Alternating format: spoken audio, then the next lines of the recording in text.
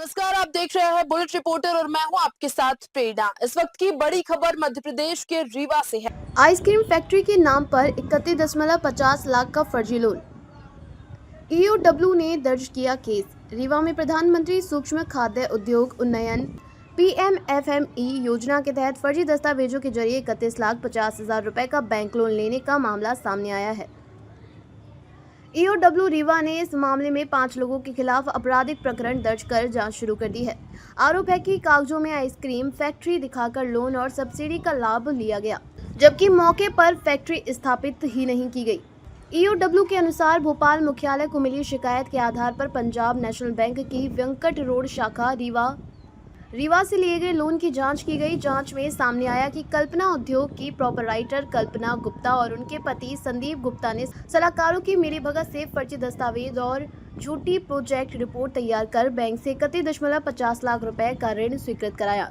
जांच में यह भी पाया गया कि जिस आइसक्रीम फैक्ट्री की स्थापना के नाम पर ऋण लिया गया था वह कभी स्थापित ही नहीं की गई। आरोप है कि ऋण राशि का उपयोग अन्य कार्यों में किया गया, जिससे शासन की सब्सिडी योजना का दुरुपयोग हुआ। प्रथम दृष्टया आरोप सही पाए जाने पर ईओडब्ल्यू ने कल्पना गुप्ता, संदीप गुप्ता, रुपेश कुमार सिंह, संतोष कुमार वर्मा और अंकिता सिंह सहित अन्य संबंधित लोगों के खिलाफ भारतीय न्याय संहिता बीएनएस 2023 की धारा 318(4) और 61(2) के तहत मामला दर्ज कर विवेचना शुरू कर दी है। Bullet reporter, Rewa bureau, Madhya Pradesh. ये बिल्कुल एक अपराध पंजीबद्ध हुआ है। इसमें मूल रूप से एक योजना है केंद्र सरकार की पीएमएफएमई। इस योजना के अंतर्गत शासन से 10 लाख रुपए तक की सब्सिडी का प्रावधान है। इसमें मूल रूप से जो फूड प्रोसेसिंग इंडस्ट्री है उससे रिलेटेड अगर आप कोई फैक्ट्री या इंडस्ट्री चलाते हैं और सक्सेसफुल उसको दो साल या 3 साल तक रन करते हैं तो फिर आपको एक सब्सिडी रिलीज होती है।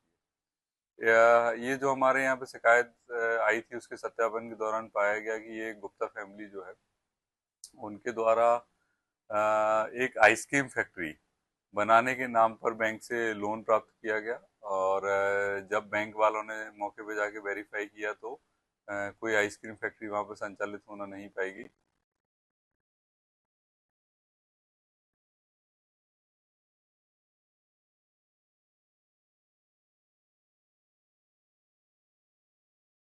सप्लायर उससे मशीन जो है इनको संबंधित जो फैक्ट्री चलाने वाले लोग हैं उनको मशीन देंगे।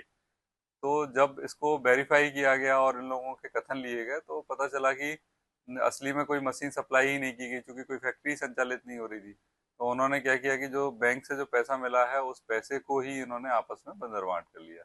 इस प्रकार से ये जो सप्लायर्स और जिन लोगों ने लोन प्राप्त किया है उनके विरुद्ध अपराध पंजीबद्ध हुआ। तो कहाँ के रहने वाले सर कौन?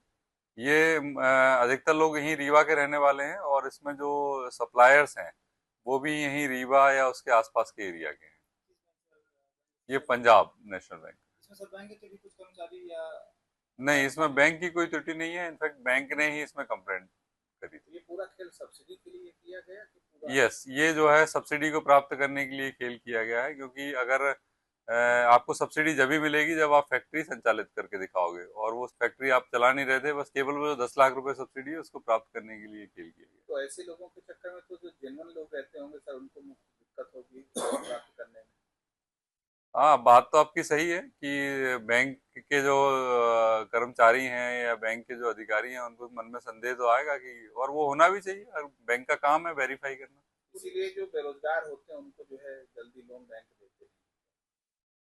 नहीं, देखिए, वैसे भी जो लोन की प्रक्रिया है उसमें बैंक के पास में जो है उनका एक अलग प्रोसीजर बना हुआ है। उसके अंतर्गत उनको बहुत लेवल पे उसको वेरीफाई करना पड़ता है, तब जाकर के लोन दिया जाता है। क्योंकि लोन देने के अलावा लोन को आपको वापस प्राप्त करना है, रीपे की उनकी कैपेसिटी है कि नहीं, तमाम सारी चीजें रहती हैं, बैंक उनको वेरीफाई करता है। और इस तरह के घोटाले अगर होते हैं तो निश्चित तौर पर उसका असर पड़ता होगा। सर, कितनी की राशि